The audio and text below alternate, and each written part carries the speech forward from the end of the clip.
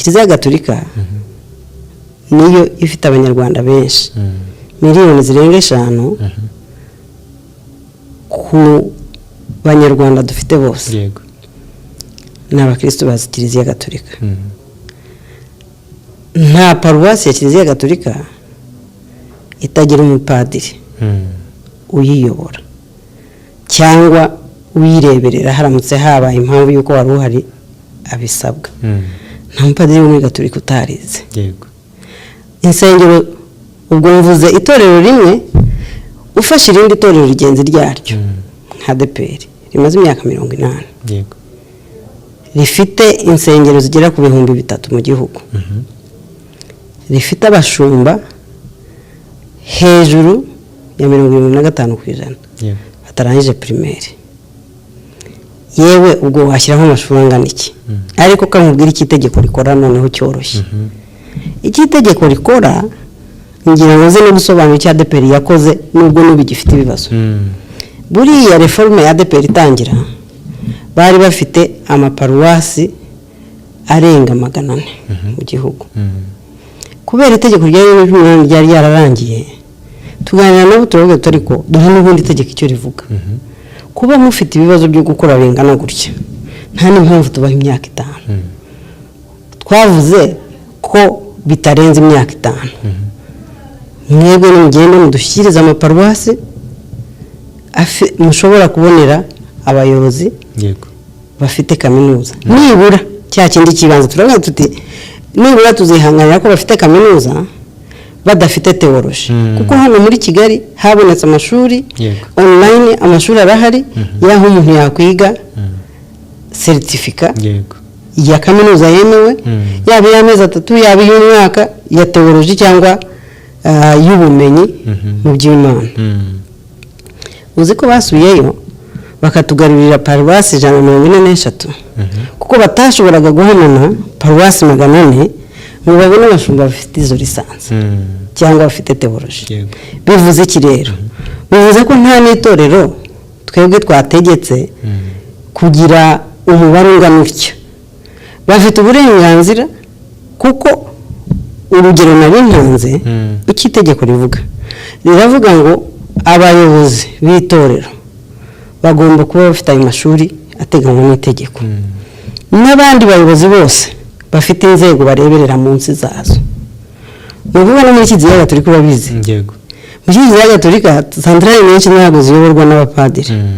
Ariko padiri mukuru uri kuri paruwasi akenshi agira igihe ajya gutanga amasakramentu, agira igihe ajya muri santrale kugira ibyo akora. Numva ko yari ishusho y'ibyo dufite mu gihugu. N'ishusho y'ibyo twari dufite iri tegeko ritarajyaho. Ikibazo gikomeye naho amatorero ni bibiri. Ni umuntu utangira itorero rye ibyo itegeko risaba atabifite. Niyo tubwire n'abantu bareke gukora ibintu bimeze nk'ubwesikuru. Njyewe n'igihe pasiteri n'igihe nyiritorero ncinye nyuma nshatse umukristo nkawe kubera ko ufite diplome nk'ise nyiritorero. Uwo mukristo ntagihagarara ngo yigishe na rimwe, ntabwo ari umushumba uyoboye intama. Ariko abantu bamukoresheje ngo azabibwire urwego rw'igihugu ko ari we ushinzwe itorero. Izo kesi twarazibonye. Bamwe tukanabyanga tukabisubiza tukavuga ariko ikigaragara uyobora itorero n'uyu. Kandi igituma dusaba ko yiga nuko agomba kubwira abantu ibyo yumva, ibyo afitiye ubumenyi, ibyo afitiye ubushobozi.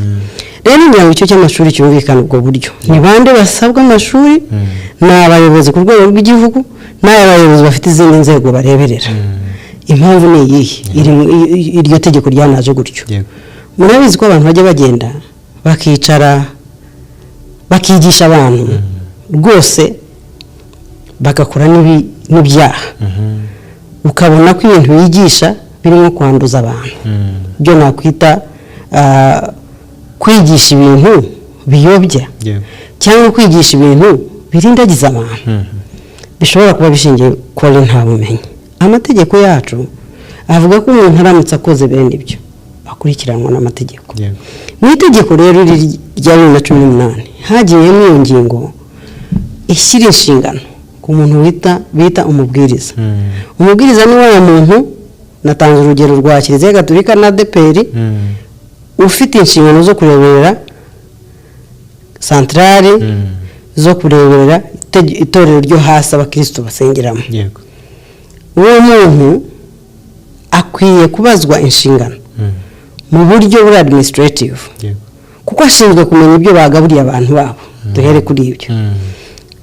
Igihe yamenye ko abantu umuntu ugiye kubagaburira atari muzima ko muri iki gihe turabafite. Yego. Yagombye kubarinda ntibibe. Iyo ni inshingano ye ya mbere. Inshingano ye ya kabiri ni igihe abimenye ko hakoreshwa iby'amategeko y'inzego zabo zemera, abo bantu bagafatirwa ibyemezo. Kuko niba nibuka kesi ya Amazing Grace, umuntu yagiye kuri radiyo atesha agaciro abagore rimwe, abatesha kabiri, washaka kumukurikirana ntumenye wamuhaye ubwo burenganzira. Ibya radiyo byo mwabizi uko byagenze.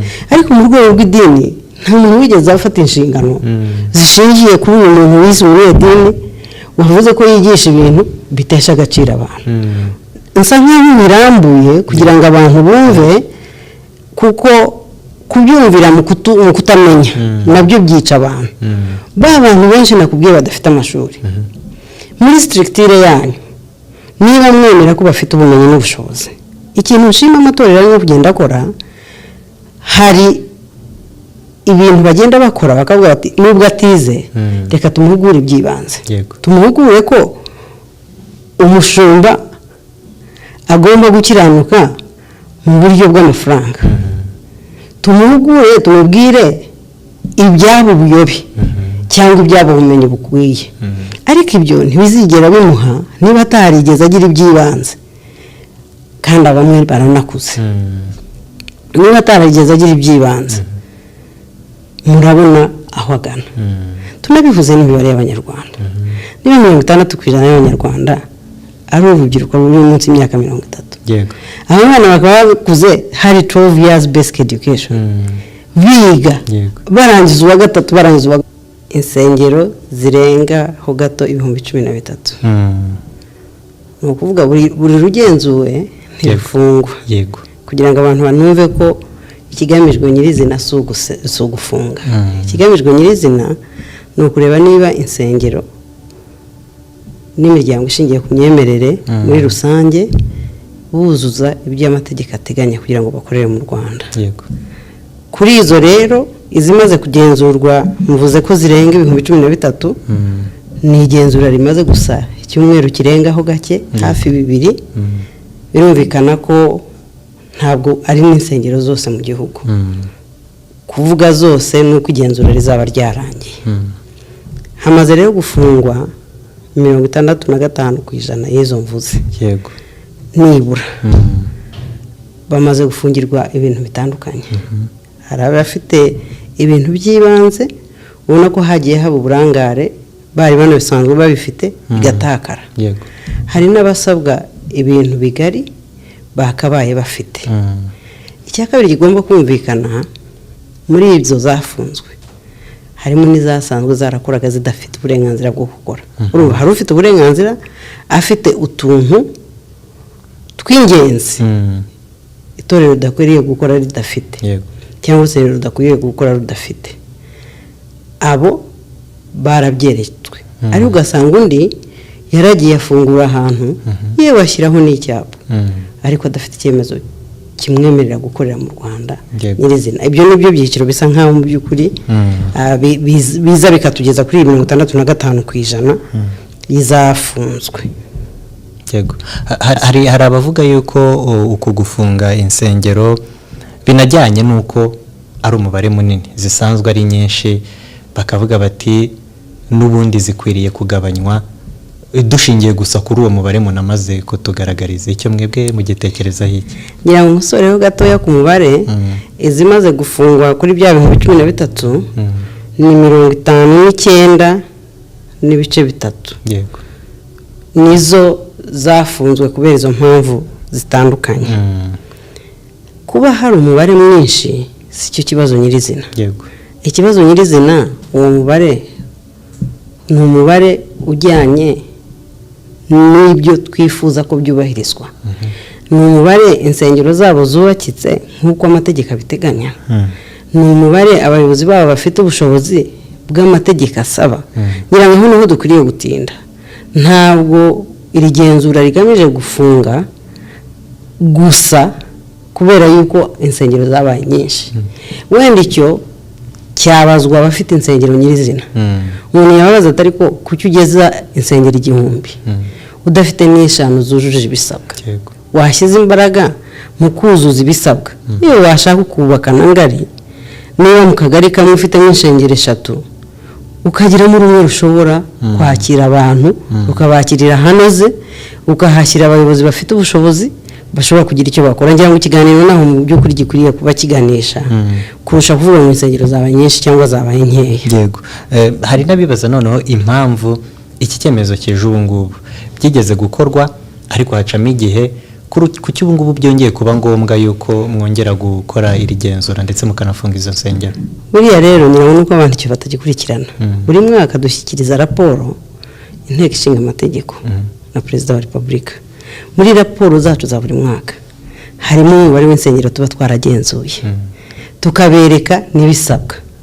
Umwaka ushize twagenzuye insengero zirenga 60. Tureba imikorere yabo, tureba ibirebana n'uko bafata abakozi, tureba ibintu bitandukanye.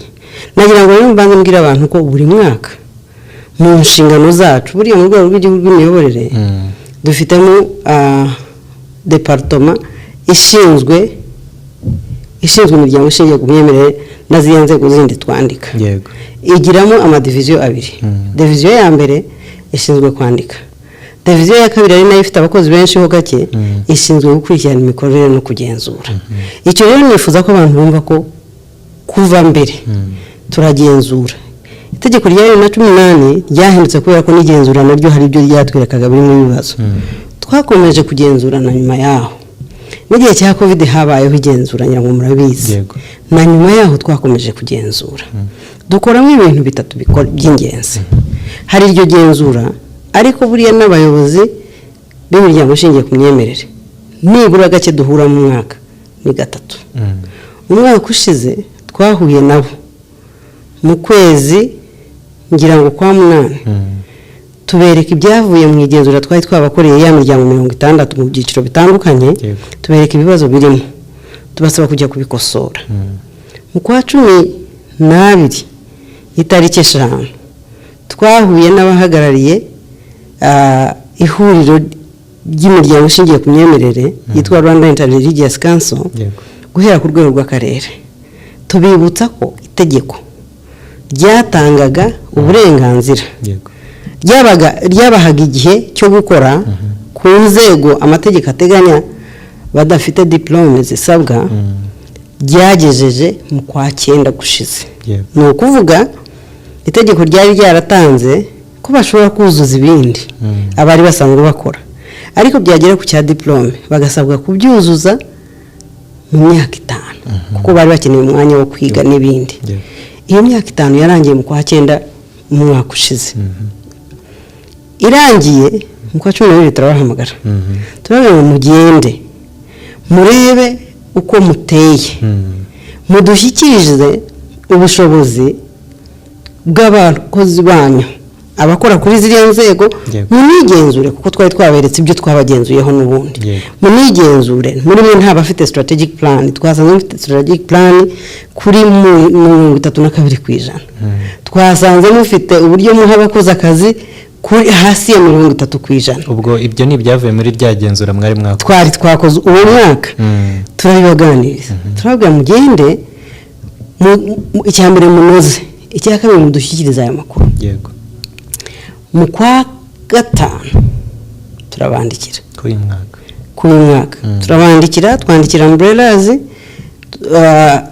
ari mahuriro yabo. Twandikira abayobozi b'amadini bose n'umuryango ushingiye ku myemerere yose, turabona ngo mudushyikirize impapuro zitwerekaho buri shami ryanyu riri, buri rusengero rwanyu riri, muduha amakuru y'abayayobora izo nsengero aho zikorera, muduhe n'urwego rw'amashuri bafite. Ntabwo yose yashoboye kudushyikiriza ibyo, ariko ibyo by'ibanze barabidushyikirije. ni ukuvuga rero icyo nshaka gusubiza ni iki ni ikibazo kivuga ngo kubera iki nonaha ahubwo ngira ngo nuko nonaha byabaye abantu bakabona bibaye byinshi ariko urumva twari twaragiye dukorana n'inzego yewe mbabwire ko ubundi niyo tugiye kwandika umuryango nabo turawusura aho bishoboka monitoring turayikora buri gihe habaho n'imiryango igira amakimbirane ngira ngo hari imiryango yabonye n'imwe twafunze Ebeneza umuriro wa Pentecote iyo miryango twari tumaze imyaka itari munsi y'ibiri tugerageza kubafasha tugerageza kubagenzura duhindura kimwe umuntu agahindura duhindura kimwe ugafata umuntu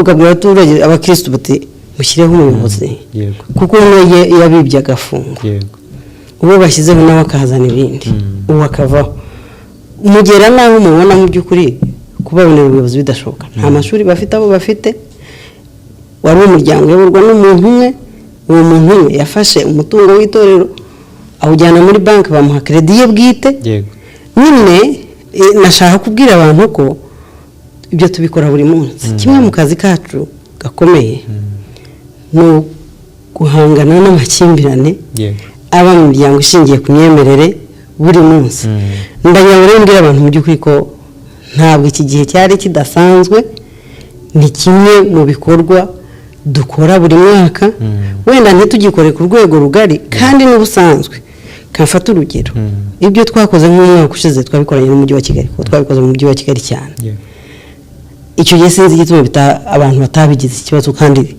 twaragiye mu mujyi wose yewe nabwo hari izo twafunze igihe hasohoka amabwiriza ajyanye no gufata amajwi hamwe n'inzego zitandukanye nabwo twaragenzuye muri make rero kugenzura tubikora buri gihe ubu twarabikoze buri mwaka turabikora ngira ngo nacyo gikomeye abantu bakwiriye kumva kandi tuzakomeza tubikore n'ubundi yego hari icyo nabonye abantu bibaza bakavuga bati insengero ziri mu byiciro yego zose zifite umumaro umwe wo kwakira abakristo basenga n'abandi bantu basenga ariko ziri mu byiciro hari uruba rwakira abantu 50 urundi rukakira 5,000 ese mwebwe iyo mugiye kugenzura no kubashyiriraho ayo mabwiriza mubikora ku rwego rumwe cyangwa mugira ibyiciro bitewe n'insengero kuko nk'urugero abantu baravuga bati ni gute wenda urusengero rwo mu cyaro rwazizwa parikingi kandi wenda abarugana batanafite izo modoka donc uburyo mushyira mu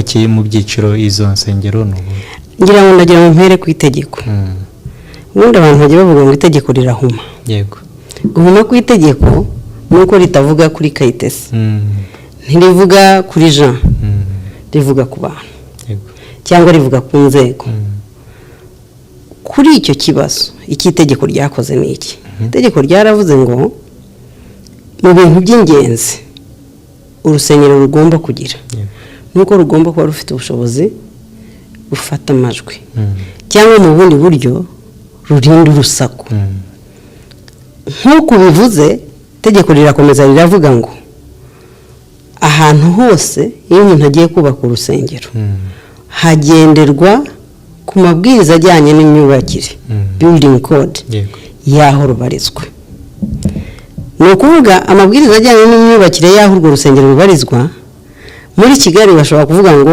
mwubake nk'uko iyi studio yubatse nta wayisakurizamo ngo abo hanze bavuge bumve yewe nabo hanze ntiturimo kubumva nicyo gituma dushobora gukora ikiganiro suko hanze hatari abacuranga ibyo tubifate nk'uko turi muri Kigali building code cyangwa amabwiriza y'imyubakire ariho ku rwego rwemewe ari ahantu Nyamasheke afite ibyo asaba gusa ikitihanganirwa ni urusaku kandi nabyo tubyumva uko bikwiye erega buriya gufata amajwi si ukurinda abo hanze gusa hari amabwiriza yasohotse ya minisitiri urebana n'ibidukikije ngira ngo avuga urwego rwo gufata amajwi ikintu cyagaragaye gikomeye tekereza ariko insengero zacu nyinshi uko ziteye ufata ishusho y'ababyeyi bajya gusenga bahetse abana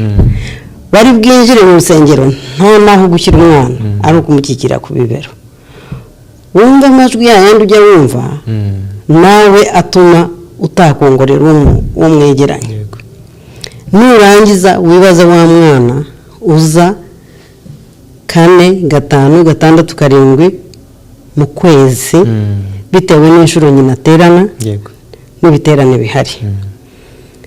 Duhere no kuri icyo, ubundi gufata amajwi bihera no kurinda abari mu cyumba, nibavuga bashobore kumva, ariko utekereze no kuri abo bose.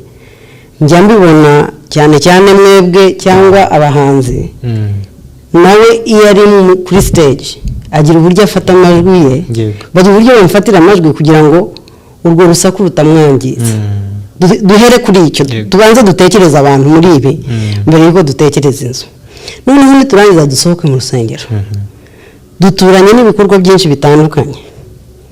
Igihugu cyacu kirimo gutera imbere, hari ukuntu abantu bagenda baturana.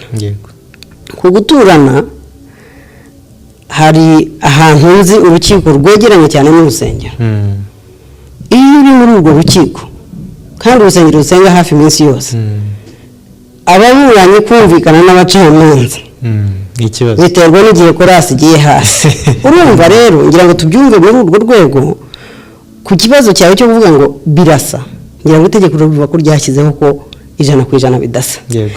Ingenzi ni uko dukwiriye gufata amajwi ntarengaho turi, ariko uko uburyo dukoresha dufata ayo majwi buzatandukana bitewe n'uko ahantu hateye, ariko buri umwe agomba kugira ubwo bumenyi n'ubushobozi. Icyo rero kirahuza cya kindi dufite itegeko rigenga imiryango ishingiye ku myemerere ryasohotse muri 2018, ryavuze kuri ibyo byose nk'ingingo z'ingenzi. Ntabwo ari ibintu dushyiraho iyo tugiye kugenzura, ni ibintu byashyizweho n'itegeko. Ntabwo se wenda mutekereza ko habayeho ibiganiro n'ubwo bugenzuzi mukanareba situasiyo ya buri umwe, ntabwo mutekereza yuko wenda ashobora kubaho icyo nakwita nka adjustment cyangwa se inyoroshyo ahantu hamwe na hamwe bitewe n'uko umuhasanze, cyangwa ibyo ngibyo wenda ntabwo biri mu byo mwe mureba? Erega biterwa n'ukuntu abantu basenga. Buriya reka ntange urugero rw'abayisilamu. Yego. Uretse kwa kundi bahamagara, nabwo mu gitondo ntibagihamagara mu ndangururamajwi. Yego. Uretse kwa kundi bahamagara kumara iminota nk'itatu kuri za nshuro zindi 4 basenga mu munsi. Hari umuntu uturanye n'umuzigiti, wari wumva ibyo bigisha mu muzigiti? Oya, ntago. Bivuze iki? Bivuze ko cya kintu cyitwa gusenga mu Bayisilamu, niba bagira n'indirimbo baririmba bafite amajwi ari hasi, niba bagira n'uburyo bigisha bafite amajwi ari hasi. Uwo muzigiti ntabwo uza ngo rero ibibambasi byabo byubatswe byashyizweho matera n'ibindi, kuko ubanza no guhera ku rusaku. Bafata amajwi, bafata urusaku. Iyo ibintu bitaragira urusaku, ntawe uzi ngo ubwire umuntu ngo shyira sound proof. Ngira ngo abantu ikintu batumvishije neza nuko bumvishije gufata amajwi bagatekereza ibikoresho aho gutekereza ku majwi. Bashobora no kuyafata bawenda ibyo bikoresho mu gihe bitabonetse, ariko bagashyiraho uburyo butuma amajwi abadasohoka. Buriya usanga tunagura ibikoresho bitari byo. Ugasanga umuntu yaguze za bafure zakabaye zikoreshwa ku musozi, akazishyira muri sale yubatse ifite ibikuta. Icyo gihe ubushobozi bw'iyo bafure buzaba burenze kure. Yego. Icya kabiri, ziriya systeme zose, ziriya mikrofone zose zifite ubushobozi buzamurirwa amajwi cyangwa bunayoroshye. Icyo nacyo ntigikorwa. Nta muntu wabwiye gukuramo ingoma. Ariko twese turazizi umushyo w'ingoma uterwa n'umukaraza. Siko tubyituko.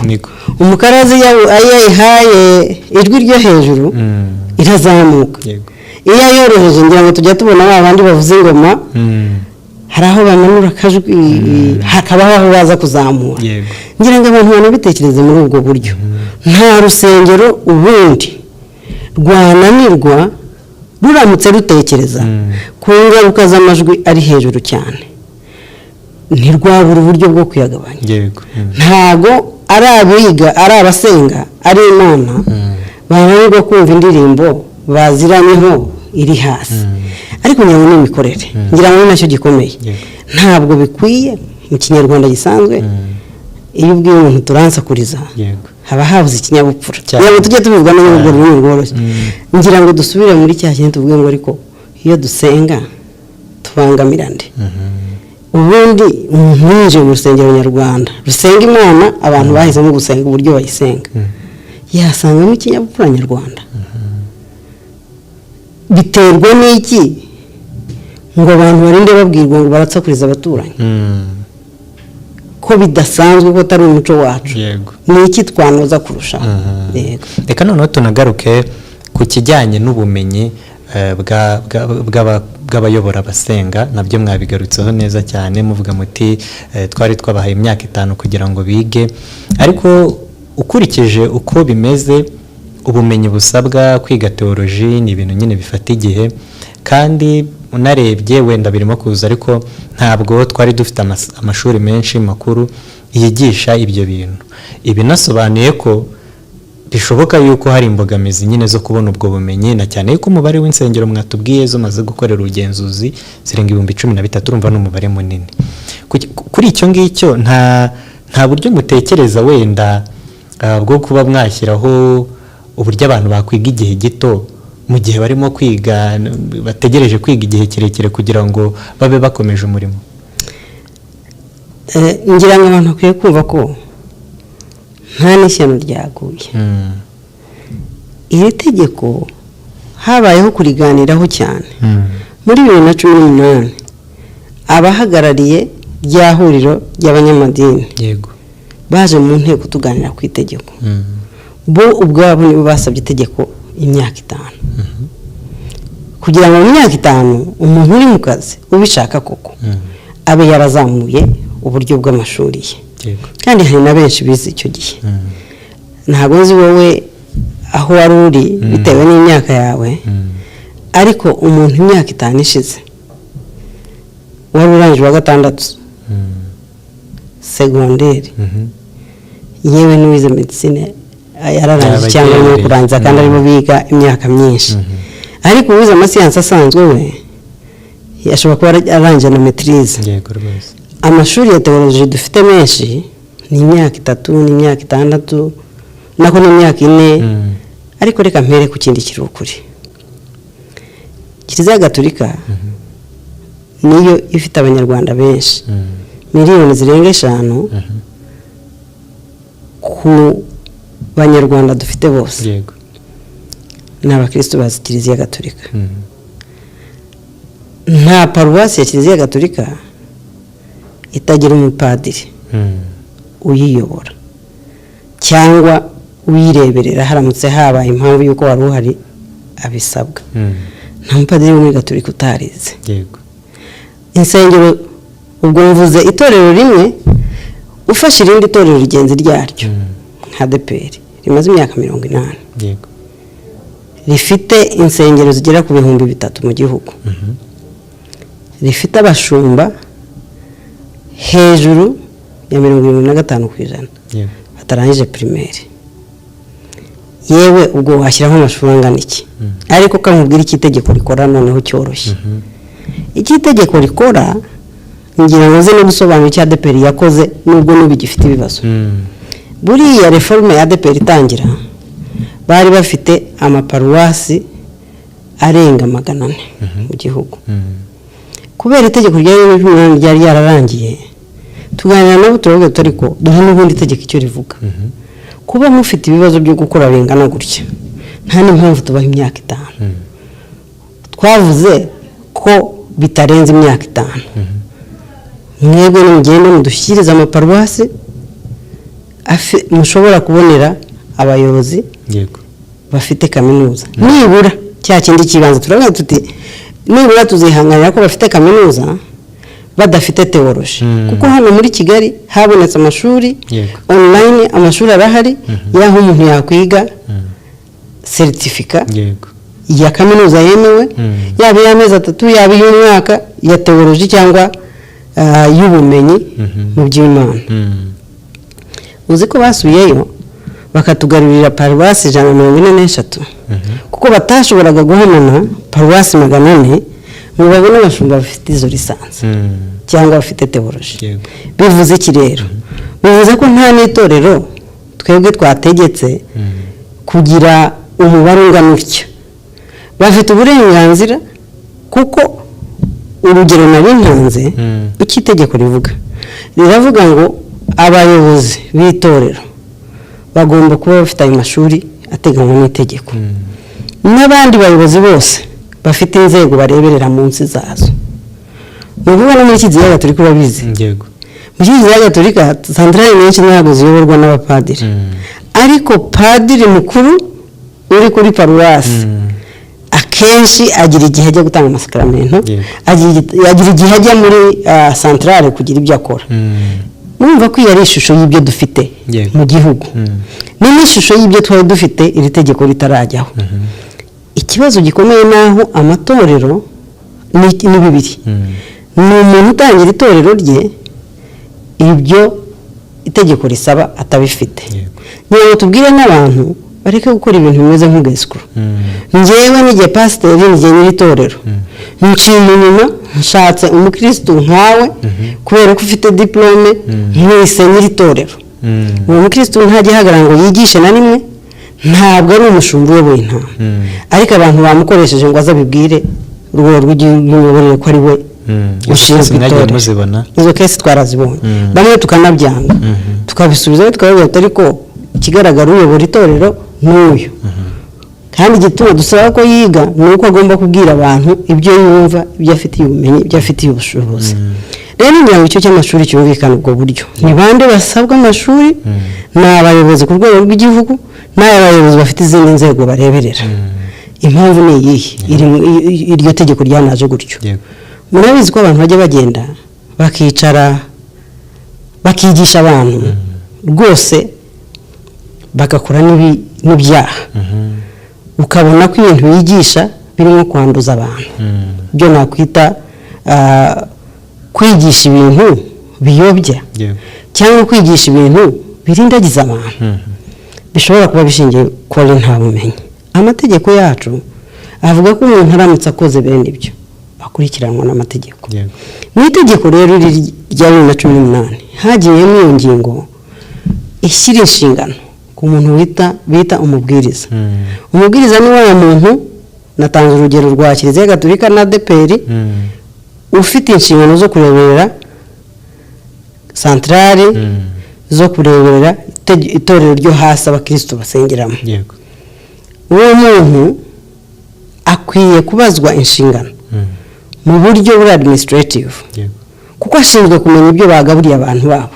duhere kuri ibyo igihe yamenye ko abantu umuntu ugiye kubagaburira atari muzima ko muri iki gihe turabafite yagombye kubarinda ntibibe iyo ni inshingano ye ya mbere inshingano ye ya kabiri ni igihe abimenye ko hakoreshwa ibyo amategeko y'inzego zabo zemera abo bantu bagafatirwa ibyemezo kuko niba nibuka kesi ya Amazing Grace umuntu yagiye kuri radiyo atesha agaciro abagore rimwe abatesha kabiri washaka kumukurikirana ntumenye wamuhaye ubwo burenganzira ibya radiyo byo mwabizi uko byagenze ariko mu rwego rw'idini nta muntu wigeze afata inshingano zishingiye kuri uyu muntu wise umunyedini wavuze ko yigisha ibintu bitesha agaciro abantu nsa nk'aho birambuye kugira ngo abantu bumve kuko kubyumvira mu kutamenya nabyo byica abantu ba bantu benshi nakubwiye badafite amashuri muri structure yanyu niba mwemera ko bafite ubumenyi n'ubushobozi ikintu nshima amatorero arimo kugenda akora hari ibintu bagenda bakora bakavuga bati nubwo atize reka tumuhugure ibyibanze tumuhugure ko umushumba agomba gukiranuka mu buryo bw'amafaranga tumuhugure tumubwire ibyabo buyobe cyangwa ibyabo bumenyi bukwiye ariko ibyo ntibizigera bimuha niba atarigeze agira ibyibanze kandi abamwe baranakuze niba atarigeze agira ibyibanze murabona aho agana tunabivuze n'imibare y'abanyarwanda niba 60% y'abanyarwanda ari urubyiruko ruri munsi y'imyaka 30 abo bana bakaba bakuze hari 12 years basic education biga barangiza uwa gatatu barangiza uwa gatandatu mwebwe mwumva bazakomeza kwigishwa mu rwego rw'iyobokamana n'abantu badashobora kuvuga ururimi rwabo n'abantu badashobora gusobanukirwa n'ibibazo bagezemo. ngira ngo abantu bakwiriye kumva ko ibihe nabyo bikwiriye kubategeka gusubiza ibibazo bihari. Yego. None se ku kijyanye n'ubushake mwarimu tubwiye ko ari abo muganira bakanagira ibakwe cyangwa imbaraga zo kwigisha by'ibanze abo abayobozi bigisha abantu. Ku kijyanye n'ubushake wagisobanura ute ku rwego rw'igihugu? Abayobozi b'amadini muganira bafite ubushake ku kigero cyo hejuru bwo kwigisha abazajya kwigisha abantu, cyangwa mubona wenda hakirimo na biguru ntege abantu batarabyumva neza? Abenshi bafite ubushake, kuko ngira ngo ntiwafata abayobozi b'amadini ngo bose ubasanishe. Abenshi bafite amatorero bafite ubushake, yewe n'abadafite ubushobozi bafite ubushake. Urumva umuntu ashobora kuba atarize yaratangiye umurimo mu gihe byari bikwiye. Ikibazo cyagiye kiba hari ubwo abantu bubakaga amategeko bikubira atuma bazahahama. Ayo mategeko niyo abagongo arashaka kuhahama kandi amategeko ntari bumwemerere kuhahama. Yewe biratinze. Hari n'ibyo dukwiriye kwishima. Aba bayobozi benshi bagiye mu mashuri, abari bafite ubushobozi bwo kujyayo bagiye mu mashuri, bagiye za PIAC, bagiye muri ya shuri ry'Abangilikani riri Kabuga, bagiye muri Kicukiro hariya hari ishuri ryitwa African College of Theology. Amashuri yariyongereye n'abandi benshi bagiye kwiga, kandi ibyo umuntu akwiriye kubyishimira kuko ubumenyi ni umutungo, umutungo ukomeye cyane. Ariko hari abandi mu by'ukuri bigoye cyane ku bintu bibiri. Bigoye ko bamanuka bakajya kuri rwa rwego bafitiye ubushobozi, sibyo? Kandi binagoye ko biga kubera ikigero bagezemo. Ariko ibyo si bishya aha mu madini turabibona, ariko murabizi mu nzego za leta muri nzego z'ubutabera muri 2006 leta yahaye amahirwe abantu, irabwira ati rero leta twubaka yiyubaka irasaba ko duhindura tugashaka abakozi bafite ubumenyi. Yewe niba wowe wumva ushoboye kwiga urava mu bakozi ba leta, ariko ugende tugufashe wige. Kandi abenshi muri bo barize bararangiza, ariko byanze bikunze hari abavuyemo kuko bari barinjiye mu nzego za leta uko byari byemewe icyo gihe, ariko ubushobozi ntabwo, badafite n'aho bahera. Ariko hari abantu bambwiye umuntu bakoreye reforme mu idini rimwe kubera atari yarize, aragenda atangira secondaire, haciye imyaka none yaranje na kaminuza. Ngira ngo kwiga byo n'ubushake, umuntu yahera kuri icyo. Abayobozi bashobora kugira ubushake, ariko abiga nabo bakwiriye kubugira. Kuri abo ngabo ku icyo cyiciro cya kabiri wari ugarutseho cy'ababa wenda bitagishoboka yuko bakwiga bitewe n'imyaka n'ibindi, cyangwa se ugasanga ntibashaka nyine kumanuka bitewe n'uko bagiye icyo gihe bikemewe, bo mubateganyiriza iki? Kuko urumva baracyari muri position yo hejuru, umuntu yavuga ngo batabakabaye barimo byo ibyabo mu bihanduringa mute? Ubwo noneho mwumvishije igenzura, sibyo? Ntabwo twebwe dufite inshingano zibakura mu mwanya, ariko dufite inshingano zihagarika ikintu gikorwa ku buryo butemewe n'amategeko. Niba ufite itorero ryitwa izina warihisemo, ukaba udafite ibisabwa kugira ngo ribe itorero, niba ntari musanga n'abantu aricyo gituma bakora ku buryo butemewe n'amategeko. Arabizi ko bitakunda agakomeza, ariko reka ngigire ku kindi. Iyo uguze imodoka udafite permis bigenza ute? Ugira ibintu bibiri, ujya kwiga gutwara imodoka ukabura yibitse, cyangwa ugashaka umushoferi ukamuhemba. Ntabwo wajya mu mihanda wo mu Rwanda yewe n'ahandi ku isi ngo uvuge ngo kubera ko mfite imodoka ndatwara. Naho byumvikana uko niba udafite ibisabwa kugira ngo ukore umurimo, wagize imyaka 5 yo kwitegura gukora ibisabwa ngo byuzuze, niba utarabikoze ntabwo umurimo wawe uhamamo rwose. Hanyuma noneho tunagaruke ku kigendanye n'amadini n'amatorero yavutse nyuma 2018, nyuma y'uko mwari mwakoze n'ubugenzuzi bwa mbere mugashyiraho n'ari amabwiriza. Ayo madini yaravutse, umuntu yagatekereje ko yakabaye yarakuriye mu murongo wari warashyizweho akatangira afite ibyangombwa byose, ariko nayo turi kuyabona muri aya ngaya amwe n'amwe ari muri aya ngaya mumaze gufunga. Ibi ngibi wenda mwabisobanura mute, kuba kuvuka kwayo hajemo kurangara byagenze bite? Ikintu umuntu yasobanura ni bibiri. Icya mbere, idini ryakabaye rivuka rishoboye, ahenshi ryanahawe n'uburenganzira bwerekana ko rishoboye. Yego. Harimo ntabwo ari na menshi yavutse nyuma, ariko kankubwire bimwe. Icya mbere, umuntu ashobora kukwereka ko afite ahemewe ho gusengerwa, akakwereka ko afite uko hameze kandi atarahe, kuko habayeho ibintu bitari ukuri kandi atarahe, cyangwa ugasanga bahiyitirira ari babiri. Iyo natwe tutakoze inshingano zacu neza nk'inzego za leta, icyo ntitukigenzure biba ikibazo. Icya kabiri, n'ubu ndazifite inzandiko, abantu biyandikishije umuyobozi wabo afite ibisabwa, muri aya makimbirane bagirana, wenda akandika akavuga ati sinkira umuyobozi, bo ntibize ngo bagire ubushobozi. Icya gatatu, harimo no kuba abantu baranapfereka, harimo umuntu kuva mu nshingano cyangwa abantu gukora ibitari byo. Hari abo dufite bari abayobozi banafunze n'ubu kuko bagiye mu bindi bitari byo bitubakiye ku kuri. Navuze ibintu bitatu aho bakorera ni ingenzi, barahahindura rimwe na rimwe cyangwa hakaba atari n'ahabo batarakoresheje ukuri.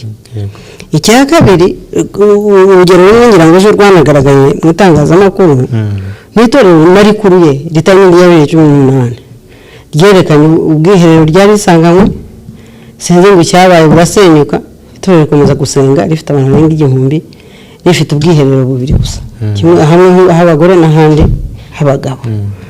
Urumva izo ni impamvu zitabaye, kuko nayo twari dusanganywe muri 2018 amenshi yafunguwe yuzuza ibisabwa, ariko nyuma y'imyaka 5 hari ibitakara, hari ibisenyuka, habaho gusana.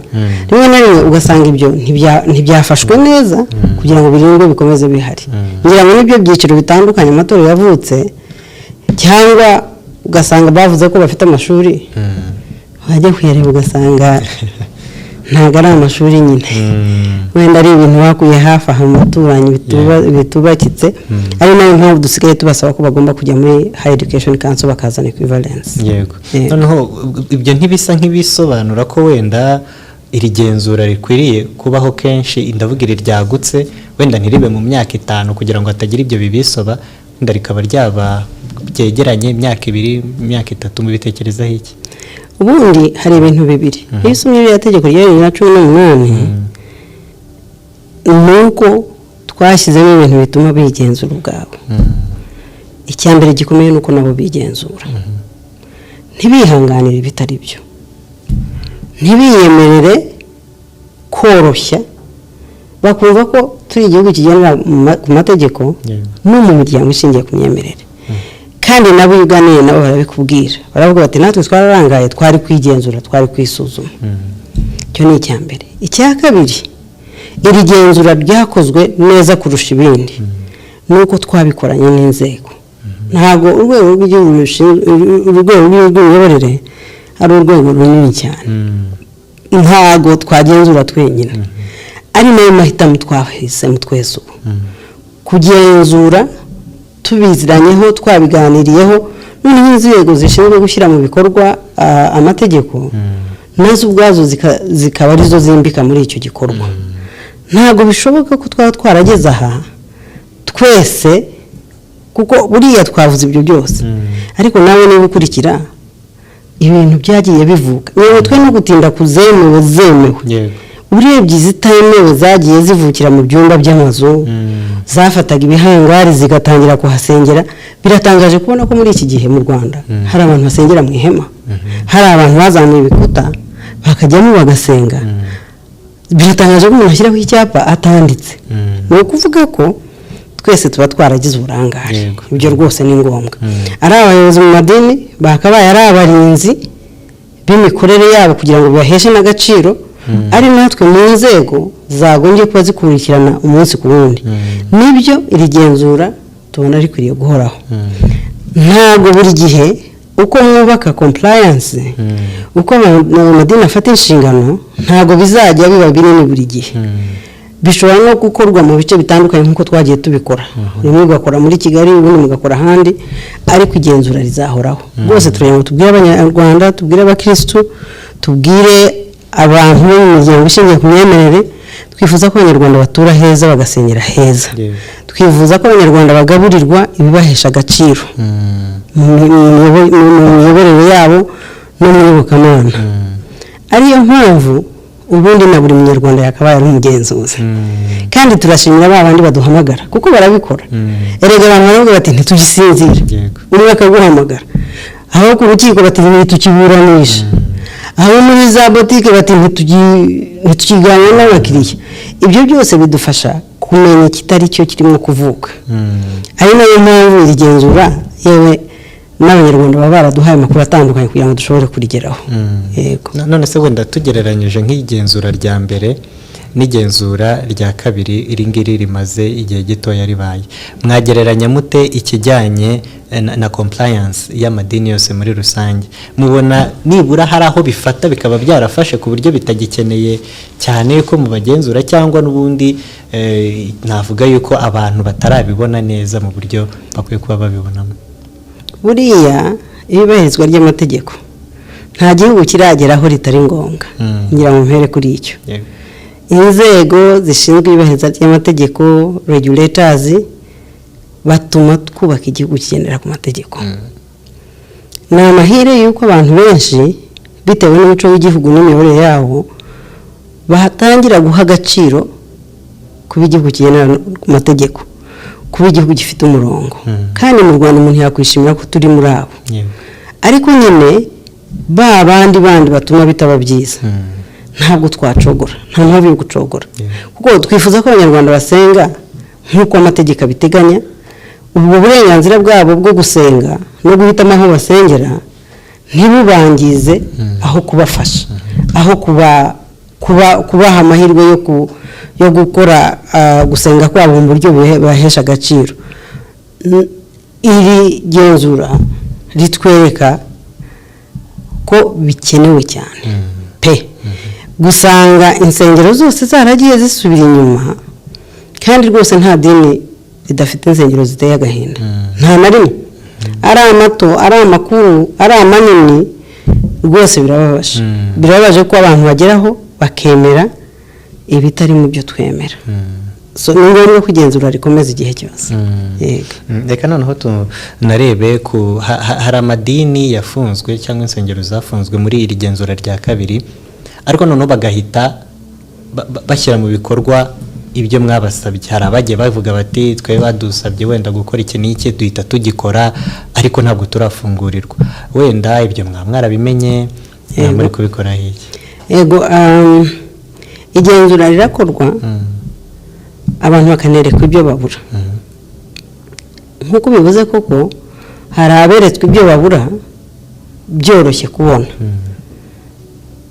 abo ngabo babimenyesha inzego n'ubundi ariko mvuge ko twari twihaye ibyumweru 2 by'igenzura birimo gusoza ntabwo twagenzura nanone ngo tugenzura ibyo twagenzuye icyarimwe ubu iki gice cyo kugenzura dusoza turafata umwanya twicare ubwo n'abasabye berekana ibyo bujuje twicare dukore isesengura ry'ibyavuye mu igenzura tubone ibibazo uko biteye twigiremo n'amasomo y'ibyakwiriye kunozwa ari mu igenzura ari no mu mikorere hanyuma ubwo nibwo tuzabona mu by'ukuri n'ibyo abantu bagaragaza ko bujuje ko babyujuje nyine birumvikana ko ni igikorwa cyo kugenzura ubu turimo nyuma yabyo tuzafata dusesengura ibyaturutse mu igenzura birimo n'ibyo badusubiza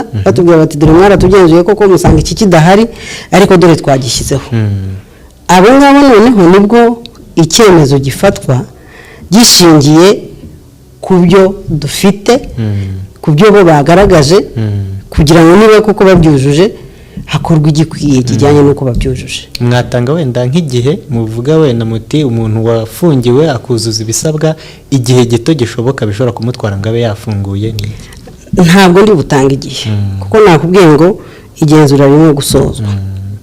Niba nkubwiye ko twagenzuye insengero zigera kiriya gihe hakiri iminsi twaragenzuye kuzera 13 zishobora kurenga. Ngira ngo bifite ireme yuko abantu bumva ko dukwiriye kwicara tugasesengura neza. Gusa reka mbabwira ikindi, gufunga insengero si ugufunga gufunga insengero zitujuje ibisabwa. Ntabwo byambaye inshingano abayobozi b'izo nsengero ku kwita ku mukumbi wabo. Nkoresha iryo jambo. Niba urugero natanze, niba nafunze itorero ry'Abadventiste b'umunsi wa karindwi i Remera rifite ikibazo kitaranoga, kubera iki itorero ry'Abadventiste b'umunsi wa karindwi rifite insengero ebyiri Kibagabaga wenda zidafunze rikagira urusengero Kicukiro, kuki batunga ko inshingano ari iz'abashumba kubwira abakristo ko basenga, kubwira abantu bari bubone amasakramentu ko aho kuyabonera i Remera bari buyabonere Kicukiro, ko Kicukiro hari urusengero rudafunze, kubwira abari bushyingirwe ko bari bushyingirirwaho. Ubundi aya matorero atanga serivisi zirenze kuba ari isengesho gusa. Ntabwo ari byo nanone kuvuga ngo bananiwe gutanga serivisi ku bayoboke babo kubera ko inzu batahuje n'ibisabwa idatunganye. Nashaka kuvuga icyo cyo service delivery kuri serivisi abantu bumva ko ari ngombwa cyane, kuko inyinshi zitangwa ntabwo umuntu yabura uko azibona mu busanzwe, biterwa n'imyemerere y'abantu. Ariko niba ari uko binameze, abantu ntago bareka gushakira ibisubizo abantu babo kubyo babona byihutirwa bakwiriye kugira ibisubizo. Yego, hari noneho nahoze ndeba ku mbuga nkoranyambaga abantu bakavuga bati leta y'u Rwanda iri kwima abanyarwanda uburenganzira bw'ibanze bwo gusenga.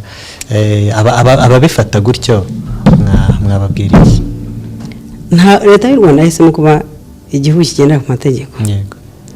Ingingo ya 37 y'itegeko nshinga ivuga ku bwisanzure mu gusenga no guhitamo umuntu no guhitamo idini umuntu asengera.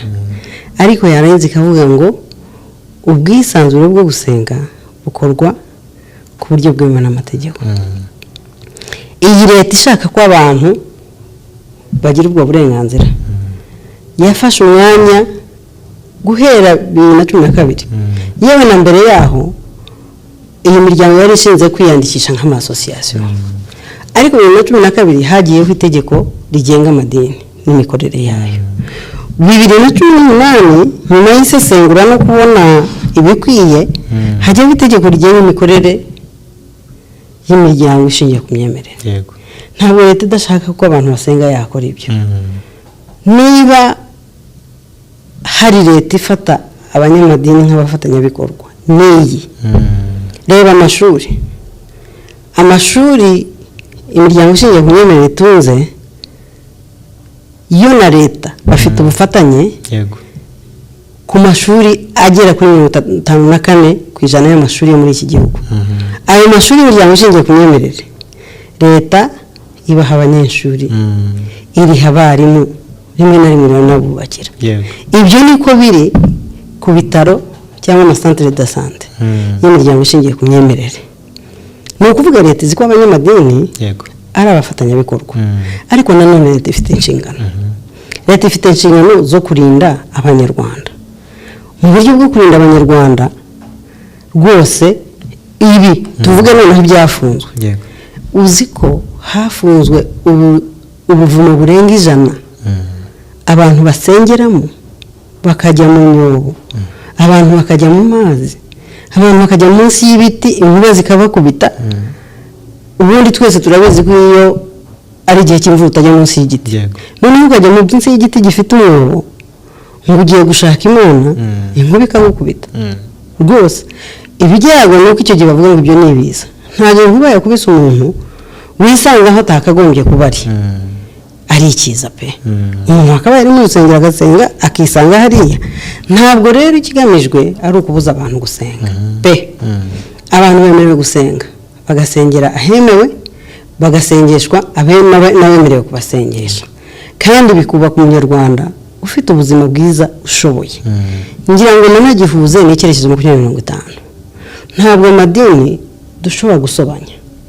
Icyerekezo 2050 kitwita abafatanyabikorwa twese, imiryango ishingiye ku myemerere mu ijambo ry'ibanze rya Nyakubahwa Perezida wa Repubulika iravugwa nk'umufatanyabikorwa.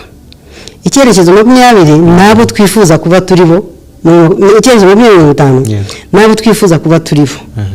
Yewe n'inzira cyangwa n'iyobora bikorwa kuri abo bafatanyabikorwa bose. Ntago amadini rero yakwisanga adafasha abantu kugana mu bo twifuza kuba turi bo muri 2050. Ngira ngo abantu be kwitiranya gusenga bikorwa ku buryo amategeko abyemera. Ntago ibyo bivuze uburyo abantu bahazwa, ariko bivuze ko hari ahantu hasengerwa. Iri tegeko rya 2018 rivuga hagomba gusengerwa n'ibyo hujuje, kandi ibyo birakorwa henshi cyane. Inzego zishingiye ku myemerere zifatwa nk'inzego zubakiwe muri iki gihugu. Hanyuma noneho hari ikijyanye n'imyigishirize cyangwa se imyemerere y'abantu ku giti cyabo. Mwanabikomojeho mukavuga muti hari abantu baba bafite imyemerere cyangwa imyigishirize iroha rubanda cyangwa se idakwiriye rubanda badakwiye kumva, abakristo baba badakwiye kumva. Umuntu akibaza RGB, kuko n'ubundi ibi byose bishingira ku myemerere, RGB imenya imyemerere ite, ikwiriye gute, kandi ari imyemerere nyine umuntu yavuga ko rimwe na rimwe bidafite standard ihuriweho ku rwego runaka? Niyo hari ibintu bibiri umuntu yakabaye afasha gusobanukirwa icyo.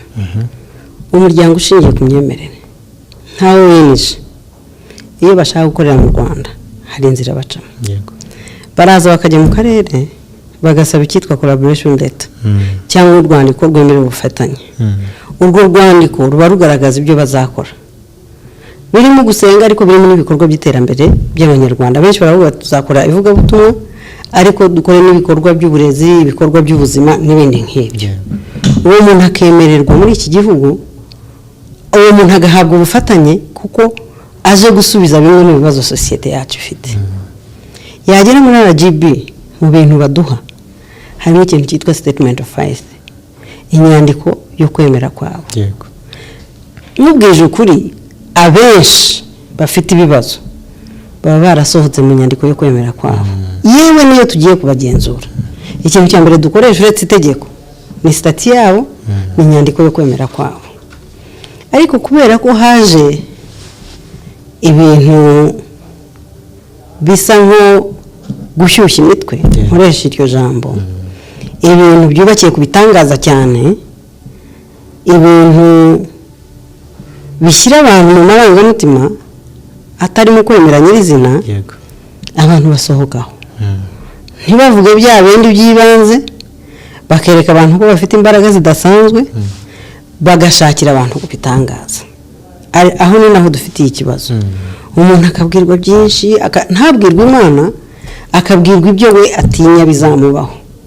Mu by'ukuri ukabona nta kiyobotse Imana, ayobotse ubwoba nuza kumubwira uko buri bugende. Aho rero uko wabibajije, uburyo tubigenzura ni ugukoresha izo statement of faith. Ariko ngira ngo abakristo nabo ubwo barabyivugira bakavuga ngo uzababonera ku bikorwa byabo. Abandi nabo akuzuye mu mitima yabo gasohoka ku munwa, ugasanga birenze nanone kwemera. Nta muntu akatubwira ngo nzajya nsaba abantu 5,000 kugira ngo babone Range Rover. Nta hanigura 5 kuri iyi si. Kandi rero nayo no gusaba nawe nta bifite cyo uko bigenda, uko muzana 5 muri benshi murayimugurira mwebwe ntimuyibone.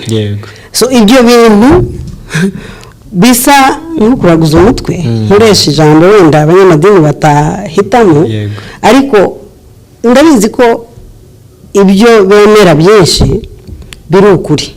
Ariko habonetse n'abantu benshi batemera, umuntu agahaguruka akarahira rwose ejo uzabona viza ijya muri Amerika. udafite n'itike ijya i Nyarugenge. ngira ngo hari ibyo binashobora gutera amakimbirane twagiye tubyumva menshi cyane, noneho n'ibindi bintu bitesha agaciro umuryango. koko mbwiza iyo umuntu aje akakubwira ngo umurage wawe ufite ibigukurikirana, n'itari imana no muri leta yacu icyaha ni gatozi. yego, imana ntiyahitamo kuvuka kugira ngo uzikore imitwaro y'ababayeho mbere yawe, ariko kukubwira ukaba muri ubwo bwoba iziruka ryiyambura, rimwe na rimwe ubona bisa nk'aho ari uburyo bw'iterabwoba. imana irashoboye nk'uko babivuga, nk'uko abantu benshi babyemera, ariko nanone hari ibyo abantu bagize ibyabo, bafataho abantu ingwate bagashaka kubereka imana iri mu nyungu zabo, inasubiza inyungu zabo. ibyo biragaragara, birumvikana, ubona hari manipulation irenze, kandi ugasanga n'imbuga nkoranyambaga rimwe na rimwe abantu bazikoresha rimwe bashaka views, ariko bakavuga ibitesha agaciro abanyarwanda. yego, turimo kugana ku musozo. hari izindi nsengero mujya muha uburenganzira wenda muri ibyo ngibyo bavuga bemera, bagashyiramo ko batizera imana, ko mu Rwanda tumenyereye ko insengero nyinshi ari iz'abizera imana cyangwa abemera imana, ariko se ntihari abandi wenda bashobora kuza kubasaba uburenganzira bakaba bati twe ntabwo twemera imana? ibyo mujya muhura nabyo? hari izo mwaba mwarahaye uburenganzira? ubundi iyi miryango akenshi yitwa n'amadini, kandi ngira ngo wabyumvishije tubivuze mu kinyarwanda tubyita iyobokamana. urumva rero kugeza ubu twebwe ntiturakira ubusabe bw'imiryango itajya mu iyobokamana, kuko imiryango ishingiye ku myemerere, imyemerere igaragara kenshi ni iyobokamana. aho bitandukanira ni uburyo bagira imigenzo yabo yo kwemera. imigenzo iratandukanye, bayikora uburyo butandukanye, abenshi ibyo baha agaciro biratandukanye. nicyo gituma tubasaba ya statement of faith ivuga uko bemera, ibyo bemera n'uburyo babishyira mu bikorwa. ariko kugeza ubu ibyo dufite ni iyobokamana.